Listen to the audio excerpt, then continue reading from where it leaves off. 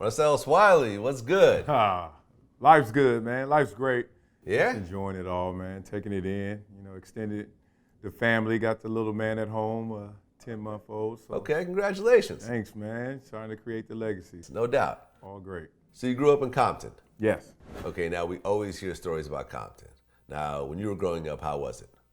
Yeah, it's interesting. Like I was born, raised in Compton, and then I split time between there and like Slauson and Edgemar over there. So, in growing up in the 70s, don't remember too much, but then the 80s hit, and Reaganomics Right, hit, the crack era? crack hit, and the gangs took off, and the drug trade took off, and you just saw the poverty, the gangs, you saw the adversity, you also saw the low ambition, like people just started to aim lower because it was a war zone in a lot of respects. And it was an interesting time because I didn't know what to expect. I had no reference point. I had nothing else to base it off of.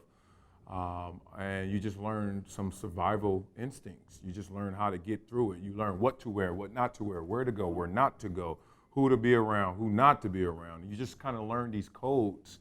And I still felt protected even though I was in some adverse situations. I saw some crazy stuff.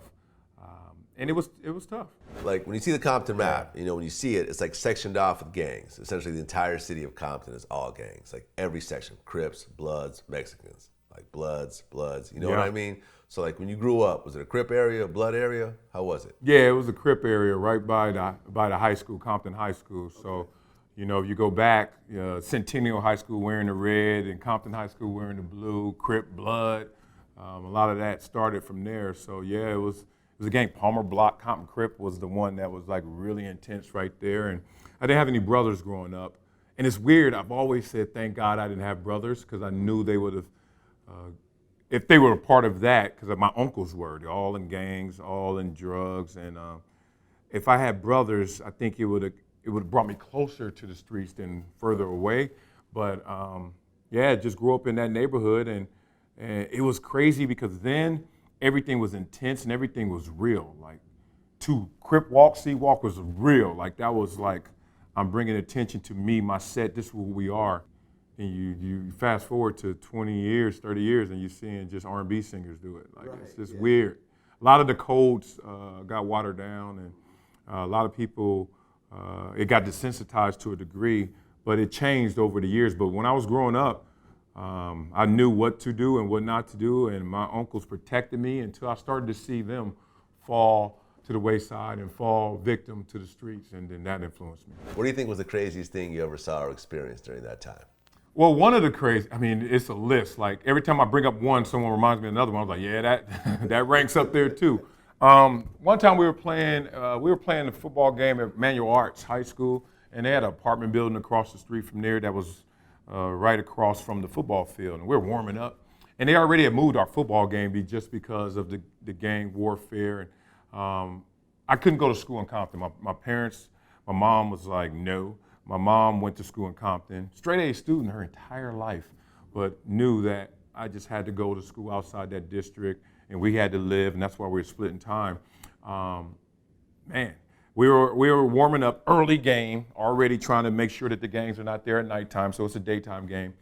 And we're warming up doing our jumping jacks, 1, 2, 3, and all of a sudden you hear, and we knew what it was. Sometimes I hear people say they think it's firecrackers. I'm like, you didn't grow up in Compton. Ain't no firecrackers. Those are, and so we hit the deck. And usually when you hit the deck, for some reason you think you're safe.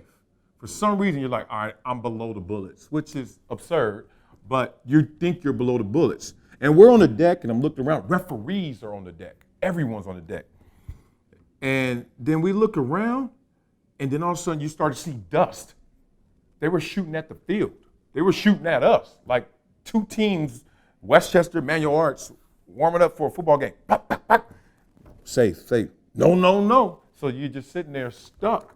You don't run because the bullets are landing there. You're like, where I'm going, it's an open football field. Wow. And supposedly somebody from the apartment building had a problem with somebody on the team, one of the teams, and that's just how they settled the score. Thankfully, no one was shot, no one was hurt, but that ranks up there one of the scariest moments.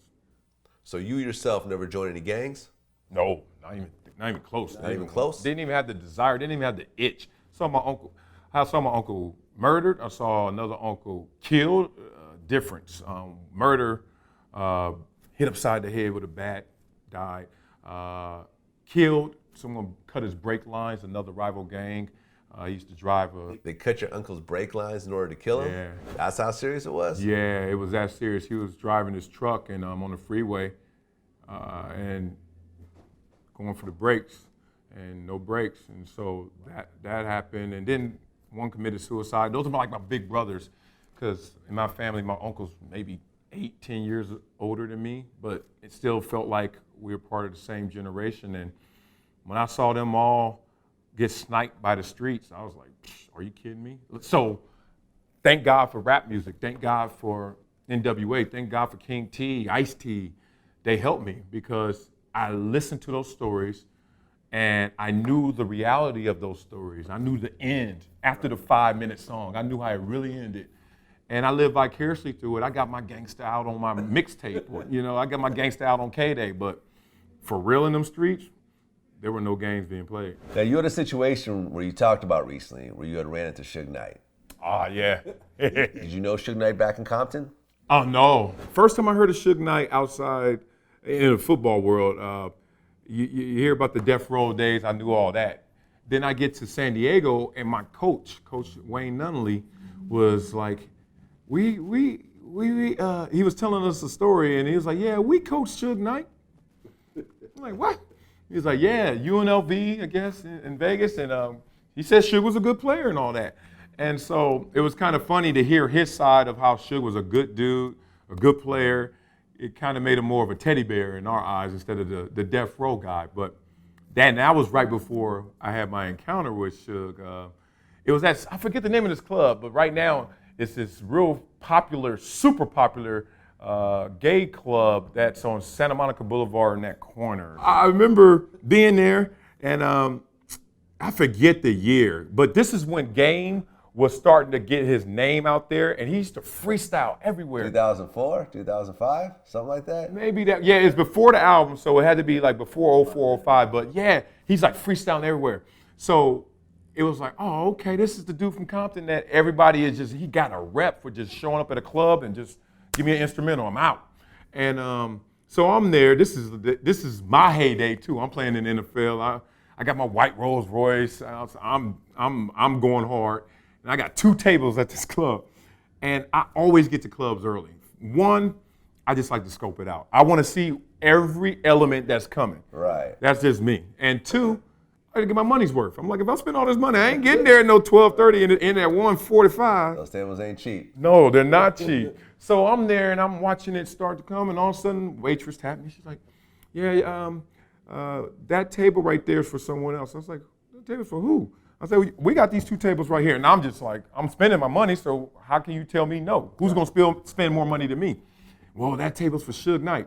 Now, that's when I had a little conflict. Because I'm like, Death Row Suge Knight or Coach Wayne Nunley Suge Knight? Like, which one's gonna come through? Because I'm gonna say, what's up, Suge? We cool. Like, so anyway, time goes by, my boys are scattered, they macking, they're all through the club, and I'm sitting there kind of by myself like, Then she comes back, Suge's here, needs a table. I'm like, no, I was like, we got these tables. I'm still like in the zone where I'm thinking like, I'm good, this is me.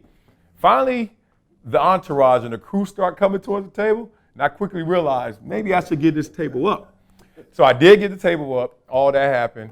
I get outside, I'm in my car, and I'm sitting there about to leave, and all of a sudden I just could see it and smell it like, just, they coming, like some cats are coming.